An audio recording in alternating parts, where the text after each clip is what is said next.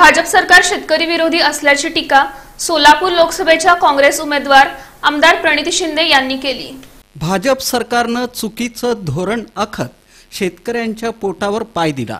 गेल्या 10 वर्षात पाणी प्रश्न मार्गी न लावता जनावरांच्या मुळावर भाजप सरकार उठलं। दुधाला कवडी मोल भाव मिळतोय। भाजप सरकार हे शेतकरी विरोधी सरकार असल्याची टीका सोलापूर लोकसभेच्या काँग्रेस उमेदवार आमदार प्रणिती शिंदे यांनी केली। त्या मंगळवेढा दौऱ्यावर होत्या। त्यांनी सलगर बुद्रुक, लवंगी, आसबेवाडी, शिवणगी, सोड्डी यासह अनेक गावांना भेटी दिल्या। यावेळी त्यांनी भाजपवर जोरदार निशाणा साधला। गावभेट दौऱ्यात बोलताना आमदार प्रणिती शिंदे म्हणाले की दुधाला योग्य भाव मिळत नाहीये, त्यामुळे शेतकऱ्यांना आपली जनावरे विकावी लागत आहेत। शेतकरी पीक विम्यापासून वंचित आहेत। काँग्रेसने चालू केलेल्या चारा छावण्या यांनी बंद पाडल्या।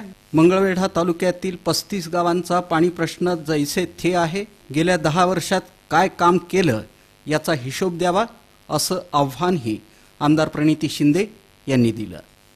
दुधाला दर नाहीये, तिकडे शहरात 65 रुपये आणि इथे 18-20 रुपये।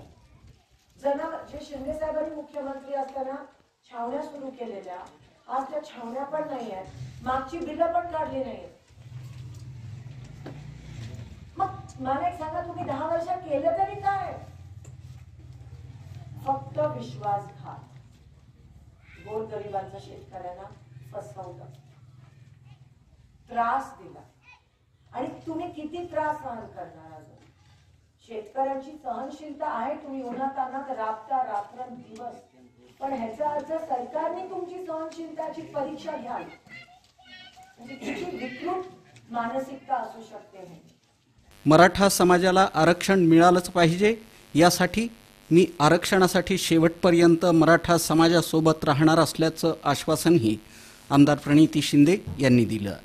तत्पूर्वी लवंगी इथं समस्त मराठा समाजाचा आमदार प्रणिती शिंदे यांना पाठिंबा जाहीर करण्यात आला।